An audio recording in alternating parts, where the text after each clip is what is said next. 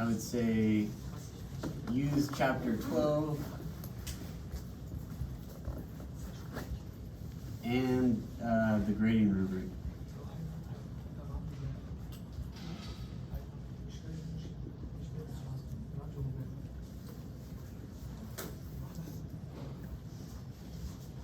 Probably more importantly, the grading rubric, because if you have it in there, I don't like check too much outside of that grading rubric. I don't check it all outside of the grading rubric, to be honest.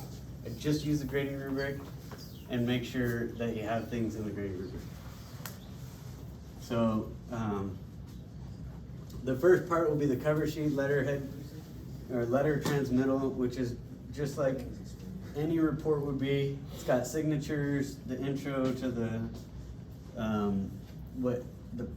what you did as a project, and then it gets into the report itself. So section 1.1 is the intro. 2.0 will be the project description.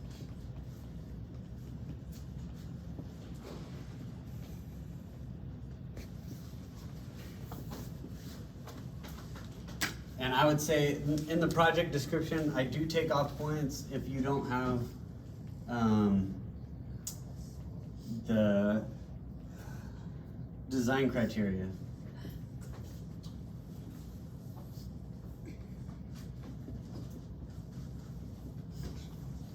So in any report, when you're doing something, you want to know what you're designing to start.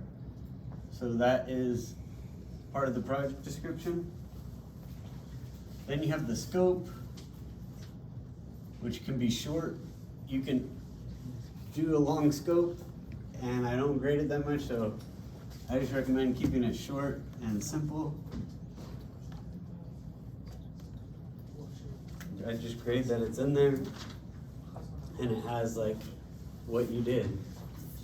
You did the field work, the lab testing, and provided a report. Then we get into field exploration.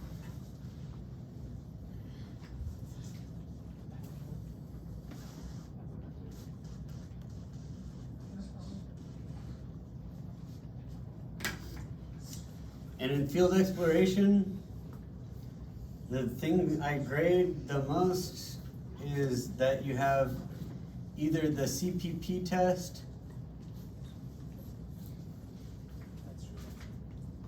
or the SPT test.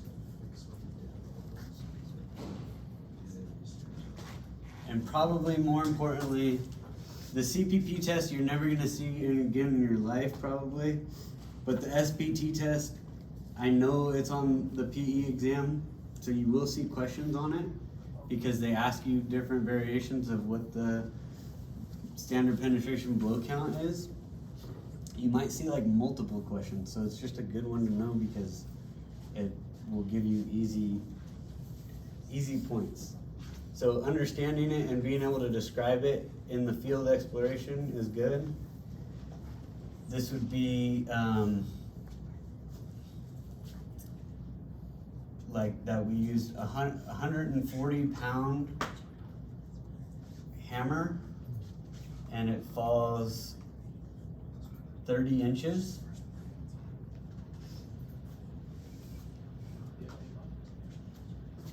We count the blows, we read blow counts.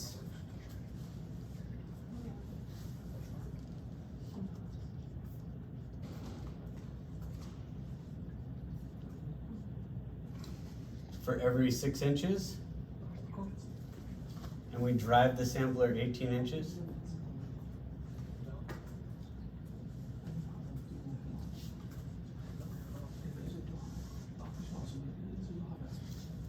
Does that make sense?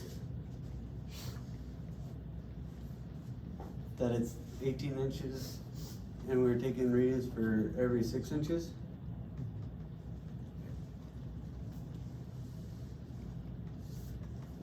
Yeah? And then the end value is from the last 12 inches.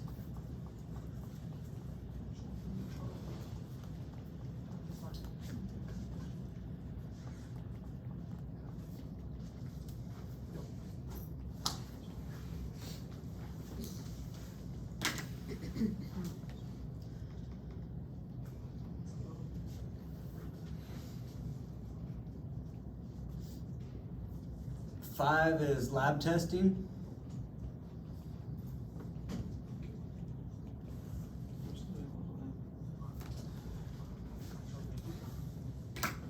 I haven't had to do this very often, but I have taken off points for like being unorganized with the lab testing. So you could make it a list and put down the purpose of each lab test. But however you do it, just make sure that it's organized, that I can read through it and understand it. If I'm not following it, I'll take points off, but I've only had to do that a couple of times. But the thing that I really probably grade the hardest on the lab testing is that you have the purpose.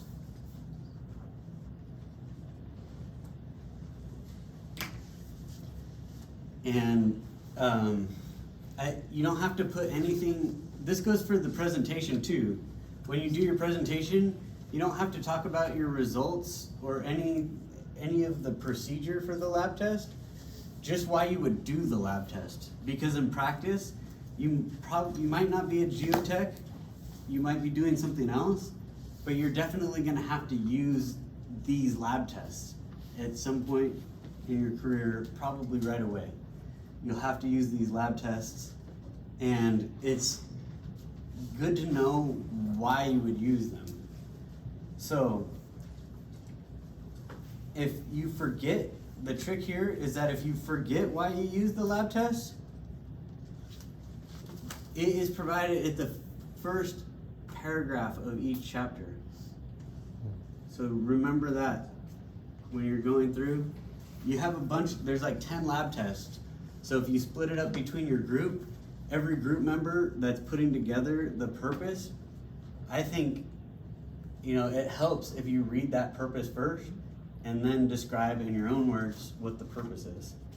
So it might take the most time on this whole report, but it's probably the most important from this class. So that's section 5. Section 6 is going to be site conditions.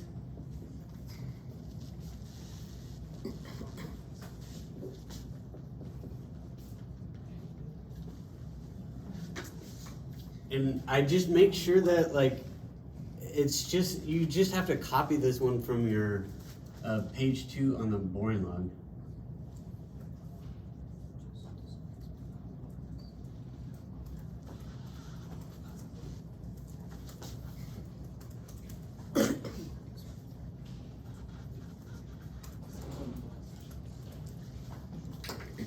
And I'm not gonna check that it's copied, but I do check that it has all that stuff in there. So if you remember from your boring log, those were these questions in chapter 2. It covered what the surface conditions were, how to get access to the site, what the topography, drainage conditions, previous development, stuff like that. So that's what I check, but if you just copy it from your boring log, it should have everything in there, and it should be easy. That one is easy to do. Then I'm gonna say 7 is geologic conditions.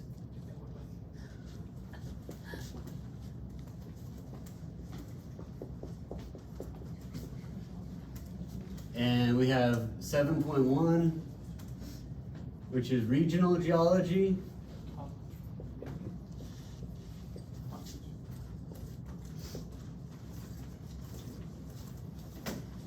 Seven 7.2 is local geology.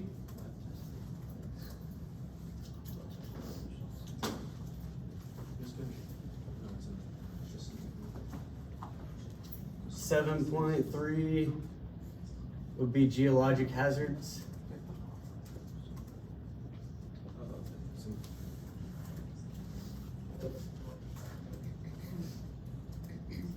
7.4 would be groundwater.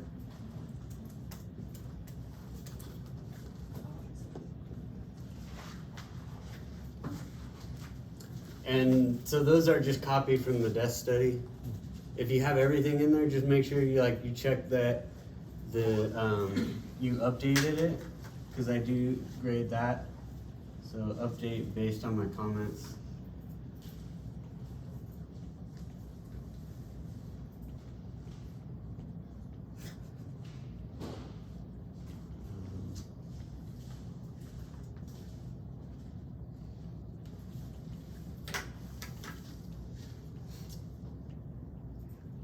Then section 8 will be subsurface conditions.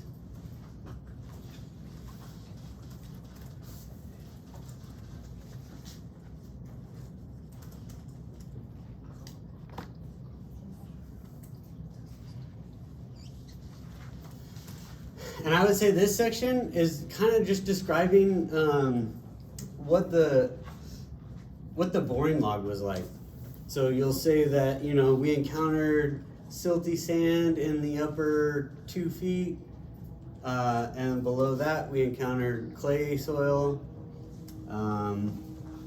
They were found to be loose to medium dense and dry to moist, something like that.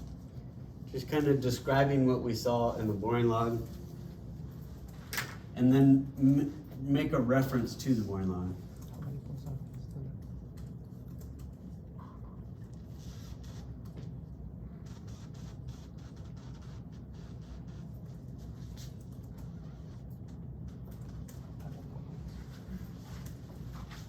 And then reference the boring log.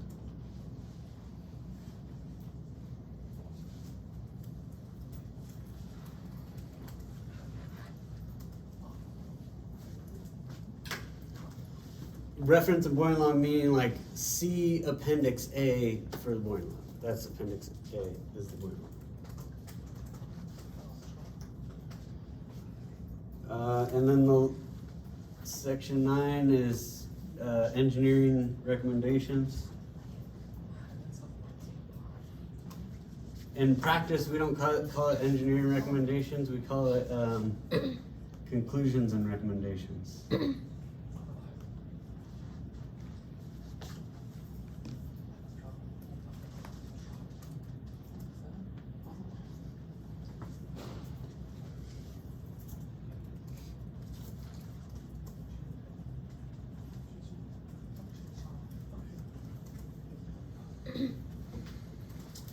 So this part, in practice, when you get a geotechnical report, you'll see all of these same sections, and that's the whole point of doing this report, is to be familiar with it.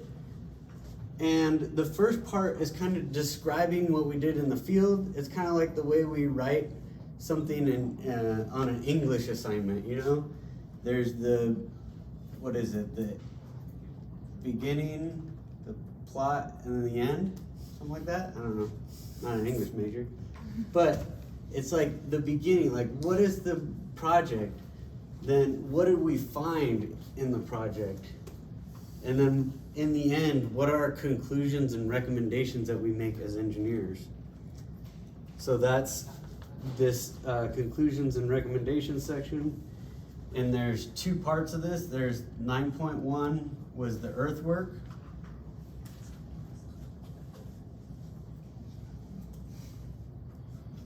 Which includes over excavation,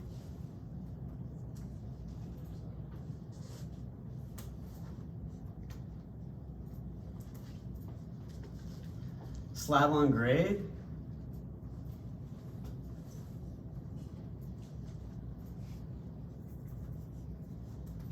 and asphalt.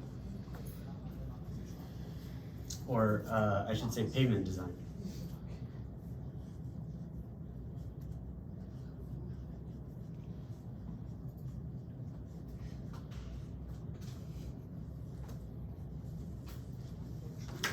And if you remember from these, there's no calculation to do for this.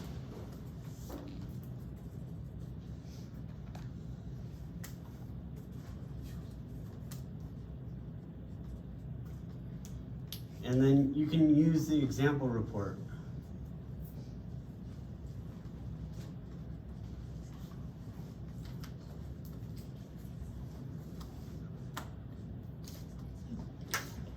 So for the over excavation, before we build a foundation, we dig out the soil underneath where it's gonna go, and we could replace it compacted. So that is what an over excavation is. We're taking the soil out and then compacting it back. So we have to make a recommendation of how much to take out below the footings. It might be something like 5 feet below the existing surface because we found that the upper 5 feet were loose, or 2 feet below footings, whichever is deeper.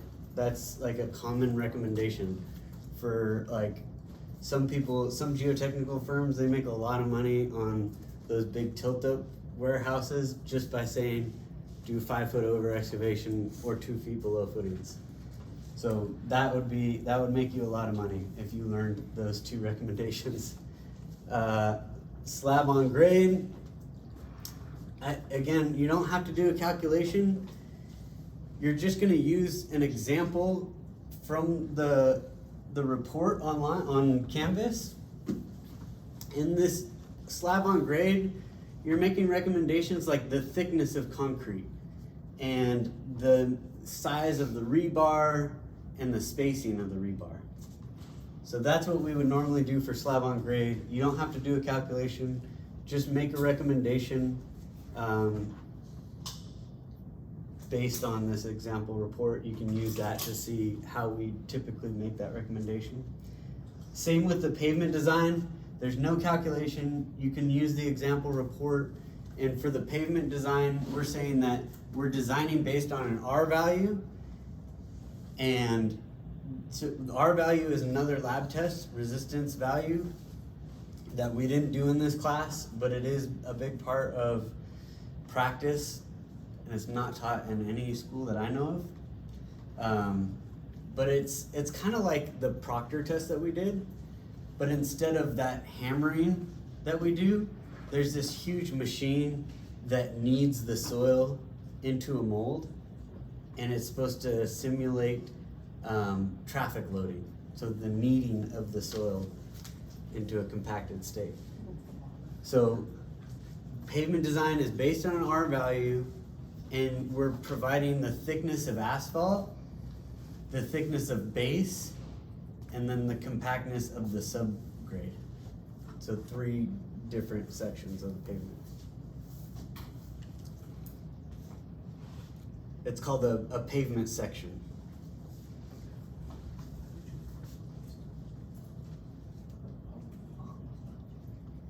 Okay, I'm gonna erase this side, yeah?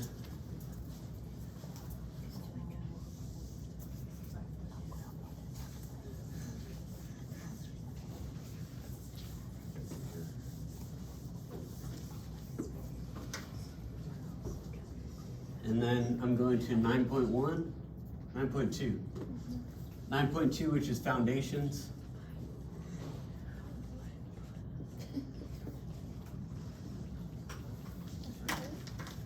So in the foundations part, we just went over that. We're calculating, remember, the base width and the depth. We provide those recommendations. So base width, footing width, and depth. These are minimum required, and then we provide allowable bearing capacity.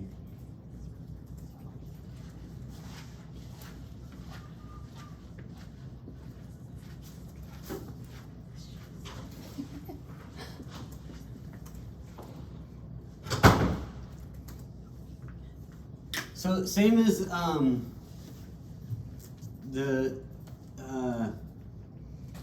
these ones are earthwork, except this one you are calculating this. You're calculating these, but use the example report to see how we present this information. That way you understand when you're looking at a geotechnical report, how that information is presented to you. And then on chapter 12, it says section 10.0 is general comments.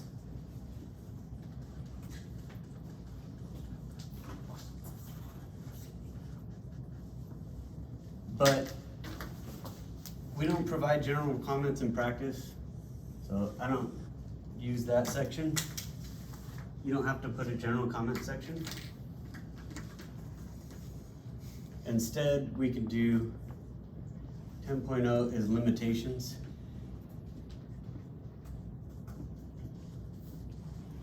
Do you remember what the limitations were? Standard. Thank you. That's important to remember, because I probably graded off the most for something really easy.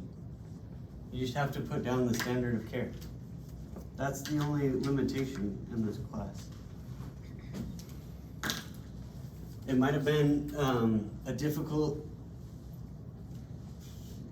night and you didn't finish the lab, or we didn't do something correctly, but it happens in practice too. We have issues that we run into every day. That's why we're engineers. We deal basically with problems every day. So those are not limitations. The limitations that an engineer has is practicing to the standard of care, making sure that you're designing the way anybody else would design in this area of practice in this area. So not even like we're not designing the same way as European standard. We're following California building code and we're designing the way anybody else would in California. So that's the standard of care.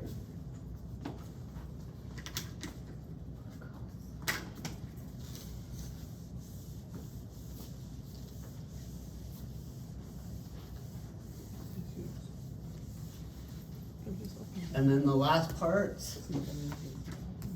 almost done. We have figures. All your figures can go in the back. I'm kind of old school like this. This is how we started, and like when we built reports, when I started, they were literally like hard copies of reports. We did not have PDFs of reports that we sent out to anywhere. Nobody would accept it. We had paper copies, and we had figures that were sometimes big plans that we folded up, and they always went in the back. And to this day, people put them in the back of the report.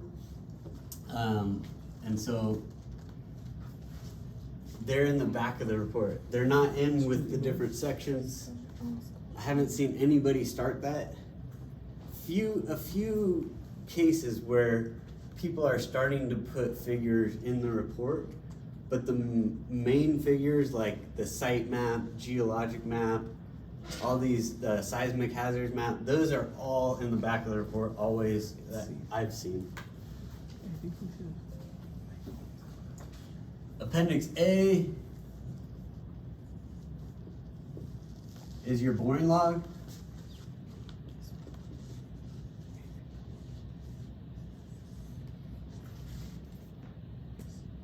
Appendix B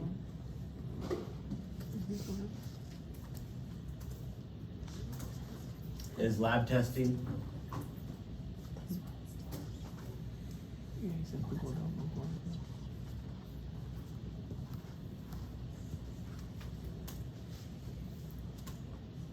Appendix C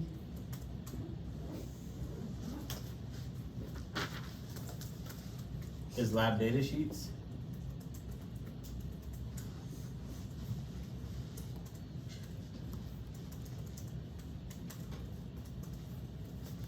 And Appendix D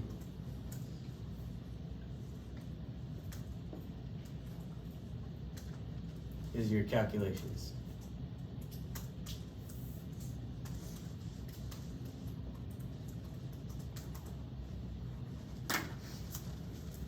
So the boring log, it should just be neat, you know? That's all I grade for on that, is that you cleaned it up to make it look nice for the report. The Appendix B and C is where I get the most questions, like what is lab testing and what is lab data sheets? So lab testing is gonna be like tabulated results. So if you look at the example report, you'll see at the beginning of the lab test section, usually we don't provide this in 2 appendix, but we always provide 1 appendix with the laboratory results.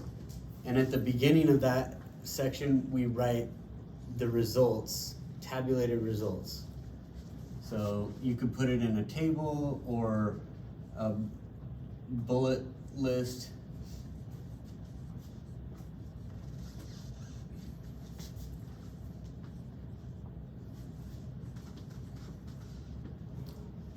Like, for example,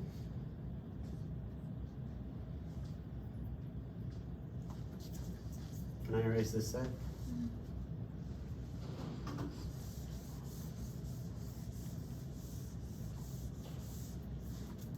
For the example here for the tabulated results, you might have proctor results. The proctor test was taken on sample number 1. It was from boring number 1.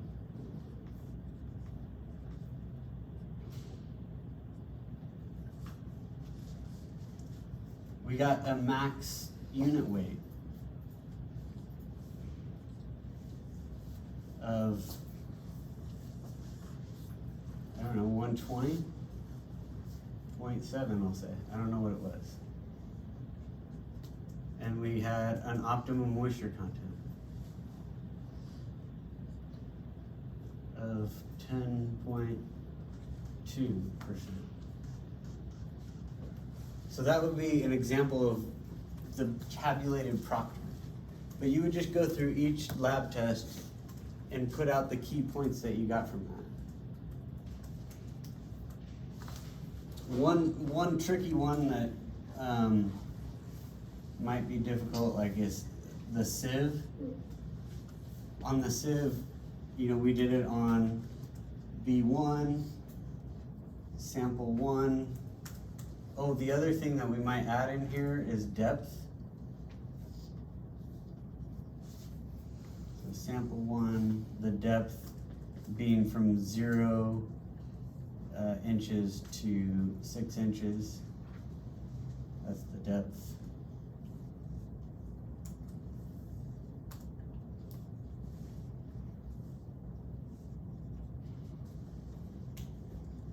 And then what did we get with the sieve? Like, the important ones were fines, sand, and gravel. So you could write percentages of those. Fines was anything less than the number 200 sieve.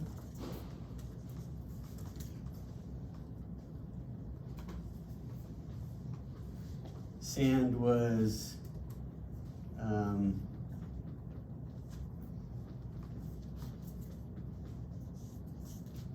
less than the number 200 or greater than write that? Greater than the 200 or less than the number 4. And gravel was anything greater than the number 4. So you might list those. Like, fines were, let's say, 20%. Let's say sands were 60%. And then gravel would have been 20%. Something like that. So you'll do that for all the test results. The lab data sheets, you can just use the data sheets from class.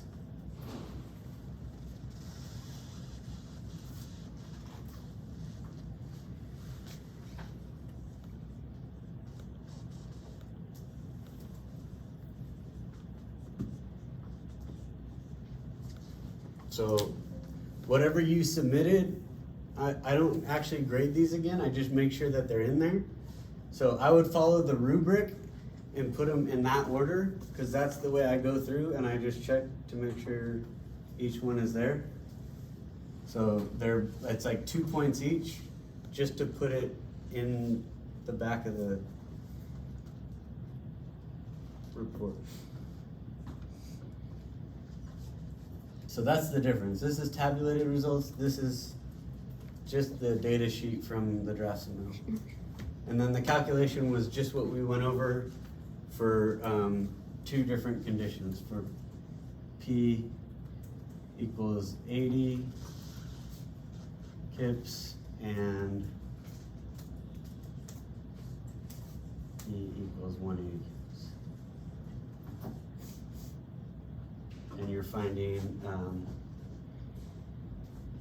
depth, base width, and allowable bearing capacity.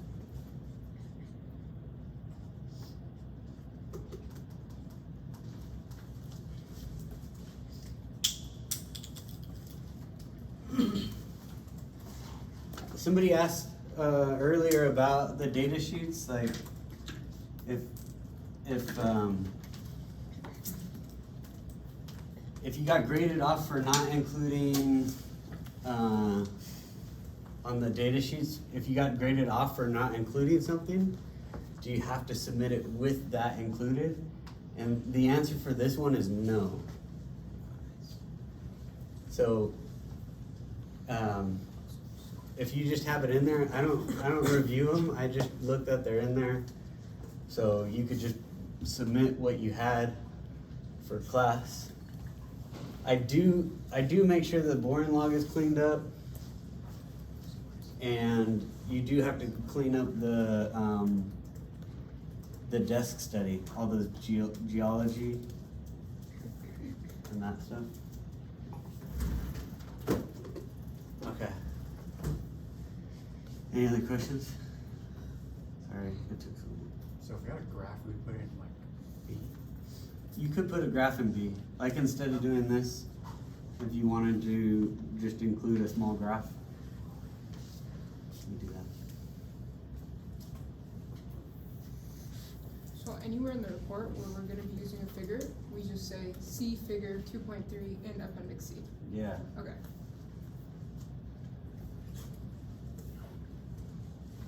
And references. Oh man, I forgot references. I think it's in my grading rubric, because it's not in chapter 12, and it's something I grade. References.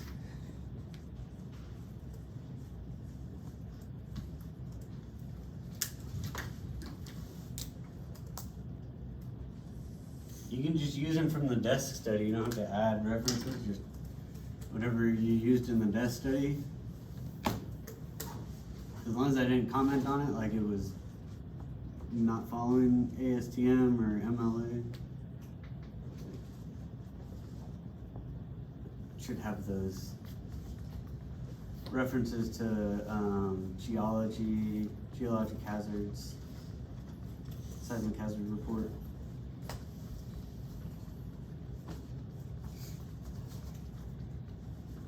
You can also email me if you think of questions after you get into it. Just email me as early as possible.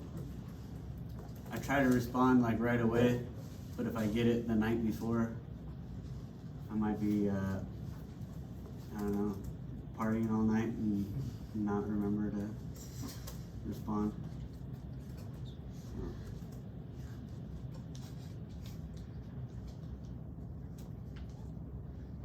That's all I got.